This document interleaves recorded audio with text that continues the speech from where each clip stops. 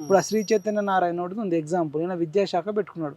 ఆమె నేరెళ్ళ శారద పెద్ద ఫైటర్ లాగా ఆమె వెళ్తుంటది, పోయి ఆ వంట చేసేటోళ్ళను, బెండకాయ అనేటోళ్ళను, పప్పుచారు అనేటోళ్ళను బెదిరిస్తుంటది. ఒక లిమిట్ వరకే ఉంటుంది ఆమెది కూడా, ఏముంటుంది ఊడ్చేటోళ్ళను.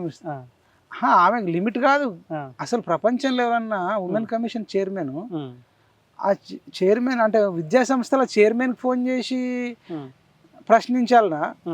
బాత్రూమ్ క్లీన్ చేసేటోళ్ళను, వంట చేసేటోళ్ళను, పప్చర్లో పురుగు, నువ్వు అసలు వాళ్ళని ఎందుకు చేస్తావు? అది చేపించేది ఎవడు? నువ్వు చైర్మన్ ఫోన్ చేయకుండా ఇప్పటిదాకా నారాయణకు ఒక్క ఫోన్ కాల్ అన్న చేసిందేమే లేదు. నువ్వు నారాయణకు కాల్ చేసి లైవ్ పెట్టు. శ్రీ చైతన్యకు సంబంధించిన ఓనర్స్ ఎవరున్నారో వాళ్ళకు ఫోన్ చేసి ఒక లైవ్ పెట్టిందా? పోవాలా, వీడియో షూట్ చేయాలా, అన్ని ఛానళ్ళకు పంపాలా, ఈమె హీరో కావాలా. మళ్ళా మరి ఇప్పుడు ఏమనుకుంటారు అంటే ఇంత చేసిన తర్వాత అవి కంటిన్యూ అవుతుంటే కాంప్రమైజ్ అవుతారేమో, డబ్బులు అవసరం ఉన్నప్పుడు ఒక వీడియో చేస్తుందేమో అనుకుంటారు. ఓపెన్ గట్టి అనుకుంటారు. చర్చ అదే జరుగుతుంది బయట కూడా. అక్కడ అడ్వకేట్ క్రాంతి కుమార్ కానీ, మీరు కాలేజ్ టీవీలో మీరు కానీ, మీరు దెబ్బలు తిన్నారు, పోరాటం చేసిర్రు, రిజల్ట్ ఉంది. సంవత్సరంన్నర అవుతుంది, వీడియోలు వైరల్ అవుతున్నాయి, సూపర్ మేడం అంటారు, అదంటారు.